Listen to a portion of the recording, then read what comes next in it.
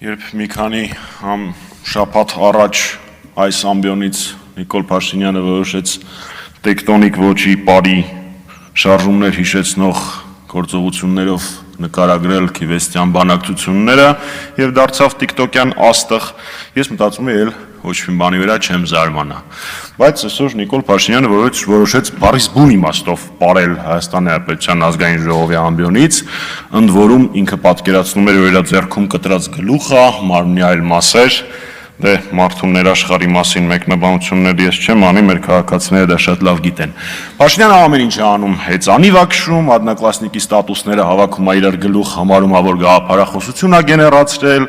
ոդկաստ է անում է ամեն ինչ, բացի իր խոստացածից, չի հրապարակում բանակցային փաթեթները։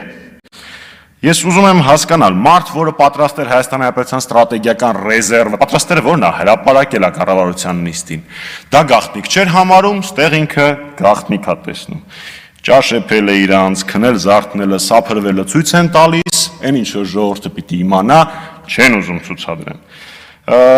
Կարծում եմ հիմնավոր կասկած կա, որ դուք պարզապես վախենում եք, որ երբ որ հրապարակվեն բանակցային փաթեթները, այդ բոյի սուտ չեք կարողանա հորինեք, որպեսզի ձեզ արդարացնեք, բայց մի կասկած եք ինքներդ ձեր վրա, դուք ցանկացած սուտ կարող եք հորինել։ Նույն ճակատագրին է նաև արժանացել 44 օրյայի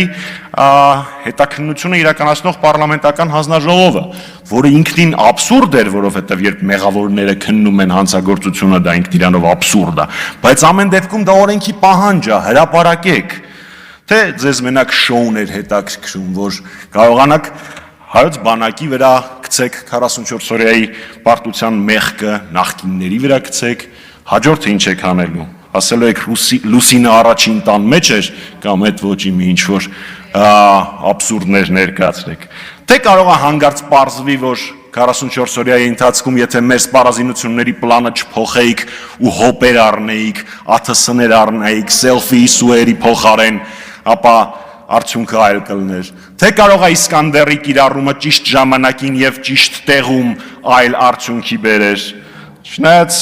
դժվար դուք վերջապես հանդգնություն ունենաք դա հրապարակելու։ Ինչ եմ ես ակնկալում մարդկանցից, ովքեր 44 օրյա պատերազմի զոհերի ամբողջական անվանական ցանկը մինչ օրս չեն հրապարակել, չնայած բոլորը այստեղ նստածներից մեծ մասը քառօրյայի զոհերի թիվը 100 էիք ներկայացնում, չնայած մենք անվանական 75 զոհերը ներկայացրել էինք։ Վերջում խորհուրդ բոլորիդ, ինքնախոստովանական ցուցմունքը մեղմացնում է պատիժը։ Ավելի լավ է իմ նշած փաստաթղթերը հրապարակեք, չնայած ձեր պատիժը նենց մեծ է, որ մեղմացնես, չմեղմացնես։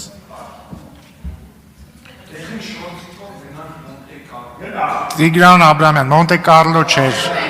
բան էր, Բադեն էր, պարոն Ալեքսյան, մի խառնեք, Տիգրան Աբրամյան։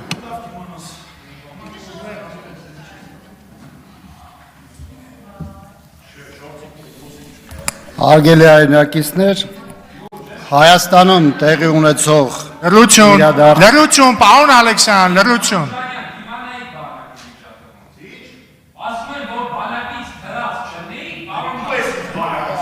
Հարգելի գործընկերներ, լրություն։ Պարոն Մամիջյան, լրություն։ Նախ էս չէ, երկրորդն էլ 8 անգամ 2-ի 10-ի լրություն։ Պարոն Աբրահամյան, խնդրեմ, վերականգնեք պարոն Աբրահամյանի ժամանակ։ Հայաստանում տեղի ունեցող իրադարձությունները, գործող կառավարիչների քաղաքական կուրսն ու որպես հետևանք պետության